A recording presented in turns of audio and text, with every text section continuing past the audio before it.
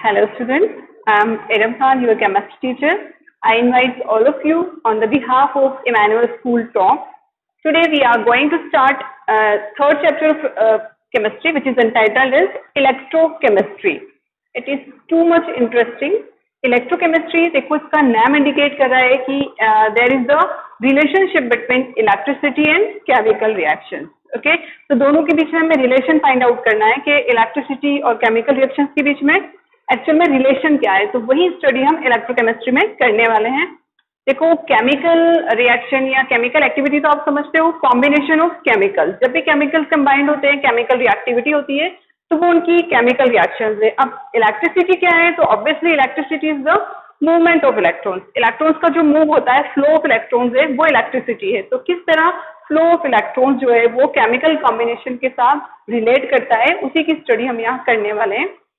तो देखो अगर हम इलेक्ट्रोकेमिस्ट्री की डेफिनेशन अगर हम देखते हैं, तो electrochemistry it is the branch of chemistry that deals with interconversion of electrical and chemical energy. यानी आपके पास इलेक्ट्रिसिटी से जो एनर्जी मिली, इलेक्ट्रिकल एनर्जी, केमिकल रिएक्शन से जो एनर्जी आएगी, केमिकल एनर्जी, उन दोनों के बीच में आपको इंटरकन्वर्जन देखना है कि कैसे आपकी इलेक्ट्रिकल एनर्जी केमिकल एनर्जी में कन्वर्ट हो रही है और कैसे आपकी केमिकल एनर्जी इलेक्ट्रिकल एनर्जी में कन्वर्ट हो रही है। तो यही इंटरकन्वर्जन हमें इलेक्ट्रोकेमिस्ट्री में पढ़ना है। अब देखो हम इसकी डेफिनेशन अगर हम देखते हैं इलेक्ट्रोकेमिस्ट्री की, तो एक चीज और क्लियर होती है कि इलेक्ट्रोकेमिस्ट्री में हमें क्या करना है, we have to convert electrical energy into chemical energy, और दूसरा काम क्या करना है, we have to convert chemical energy into electrical energy. दो कन्वर्जन हम यहाँ पढ़ेंगे, उन्हीं दोनों कन्वर्जन पर हमें अपना पूरा चैप्टर करना है। ठीक है, तो सबसे पहले देखो यहाँ हमने डेफिनेशन देखी इलेक्ट्रोकेमिस्ट्री की। अब हम देखते हैं इलेक्ट्रोकेमिस्ट्री में हमें दो तरह के कन्वर्जन पढ़ने हैं। फर्स्ट कन्वर्जन हमें पढ़ना है केमिकल एनर्जी।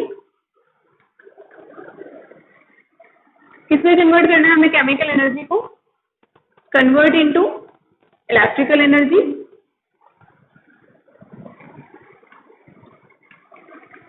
इलेक्ट्रिकल एनर्जी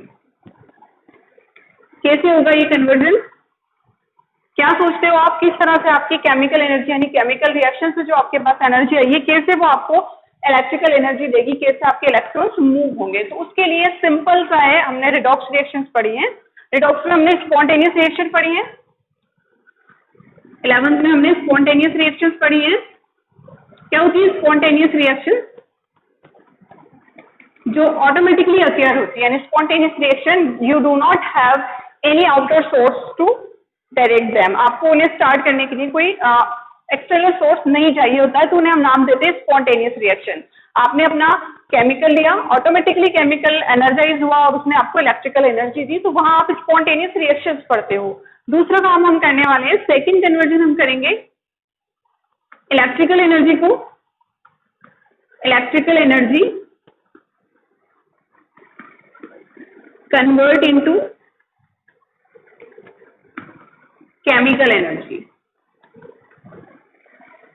कैसे कन्वर्ट करोगे, देखो केमिकल एनर्जी को इलेक्ट्रिकल एनर्जी में तो आपने कन्वर्ट कर लिया, आपने स्पॉन्टेनियस रिएक्शन लिया, आपकी ऑटोमेटिक रिएक्शन हुई, आपकी जो केमिकल से रिएक्शन किया और आपको क्या दिया उन्होंने, इलेक्ट्रिकल एनर्जी दी। अब बात आती है इलेक्ट्रिकल एनर्जी का कन्वर्जन आपको करना है केमिकल एनर्जी में। तो देखो उसके लिए होगा, केमिकल ऑटोमेटिकली प्रोसीड नहीं कर पा रहा है, तो आपको उसमें से इलेक्ट्रॉन्स का फ्लो करवाना है। तो देखो क्या करना होगा, आपको एक काम करना होगा।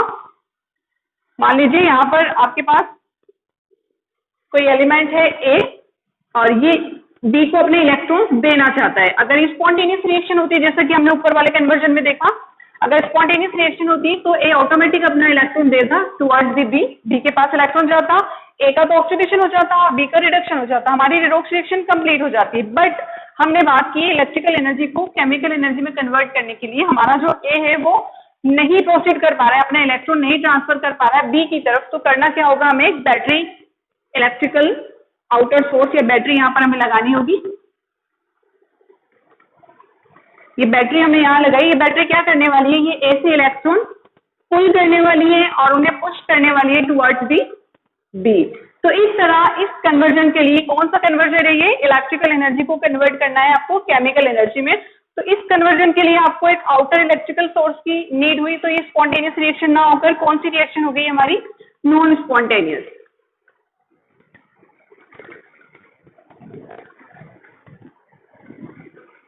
समझ में आ रही है जी?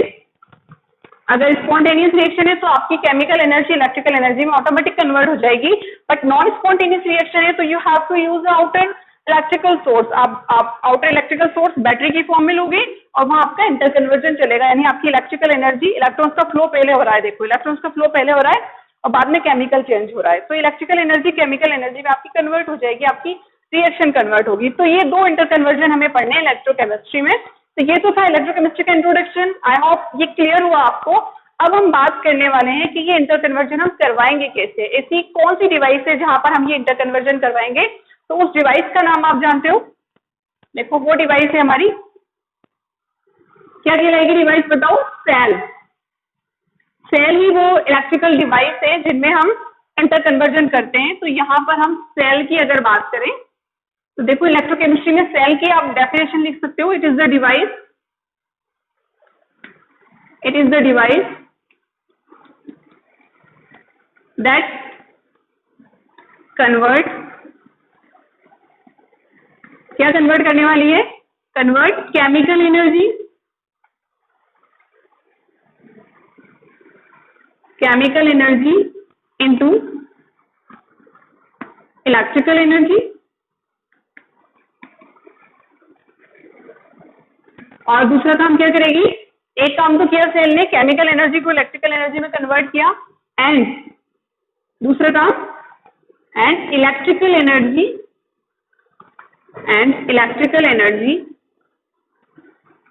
Into chemical energy.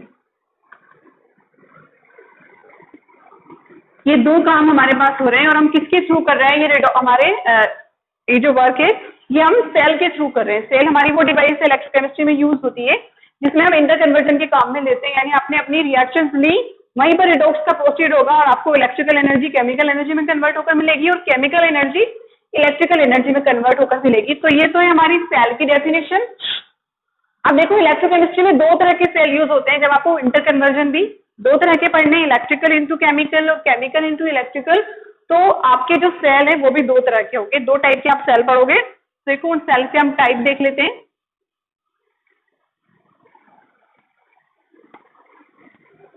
कन्वर्जन के अकॉर्डिंग दो तरह के सेल हैं, पहला सेल है इलेक्ट्रोकेमिकल सेल, इलेक्ट्रोकेमिकल सेल, दोनों में डिफरेंस देखते चलेंगे हम। और सेकंड होगा हमारा इलेक्ट्रोलाइटिक सेल।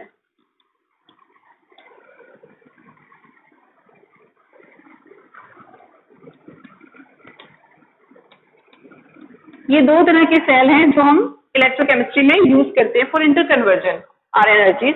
तो देखो इलेक्ट्रोकेमिकल सेल, इसका नाम इंडिकेट कर रहा है कि हमें यहाँ केमिकल एनर्जी को कन्वर्ट करना होगा इलेक्ट्रिकल एनर्जी में, यानी यहाँ पर स्पॉन्टेनियस रिएक्शंस प्रोसीड होंगी। तो हम देख सकते हैं electrochemical cell, it convert which energy, chemical energy into electrical energy. Clear होती है चीज, इनटू इलेक्ट्रिकल एनर्जी। सिंपल सा है, केमिकल रिएक्शन प्रोसीड कराओगे, रिडॉक्स रिएक्शन होगी और आपको इलेक्ट्रिकल एनर्जी यहाँ पर मिलने वाली है। सेकंड जो सपोजिट हो जाएगा इलेक्ट्रोलाइटिक सेल में, एक कन्वर्ट, क्या करने वाले इलेक्ट्रोलाइटिक सेल, इलेक्ट्रिकल एनर्जी को कन्वर्ट करेंगे, convert electrical energy into chemical energy,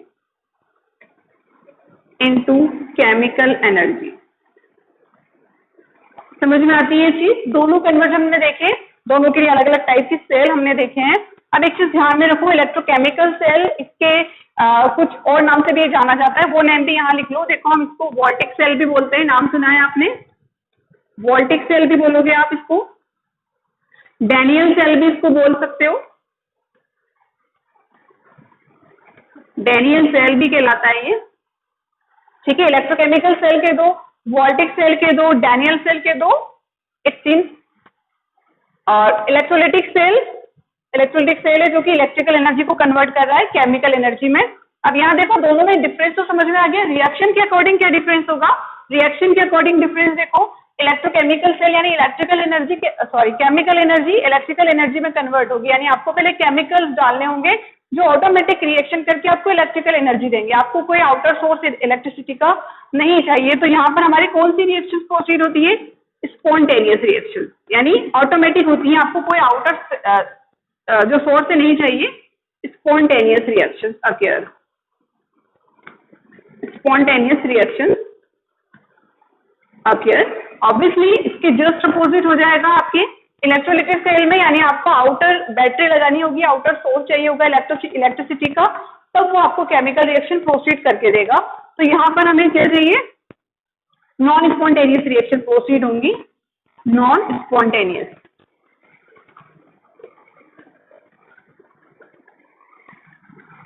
reaction proceed. Clear होती है चीज, ये मेन डिफरेंस है।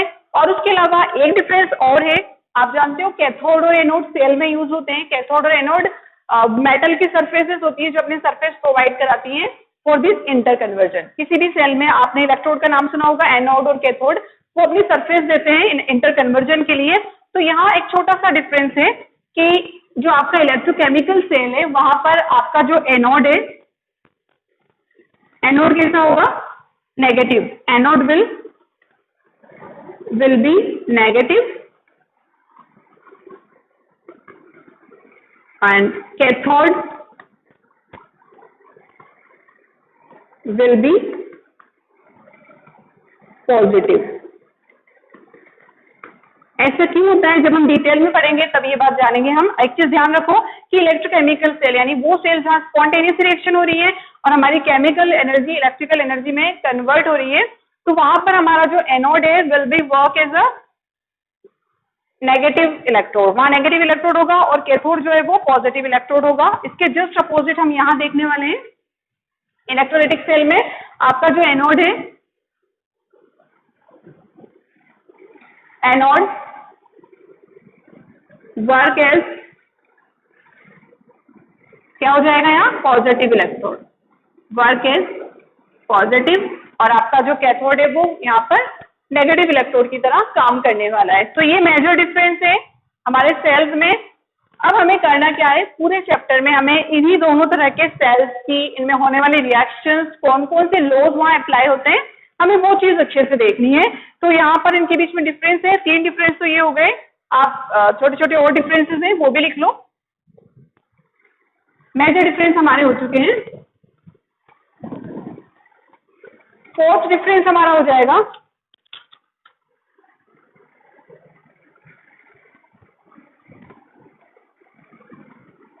हाँ, 4th डिफरेंस हमारा है कि हमें इलेक्ट्रोकेमिकल सेल में यानी स्पॉन्टेनियस रिएक्शन हुई थी, हमें कोई आउटर सोर्स नहीं देखने को मिला, तो हम लिख सकते हैं no need of outer electrical supply, no need of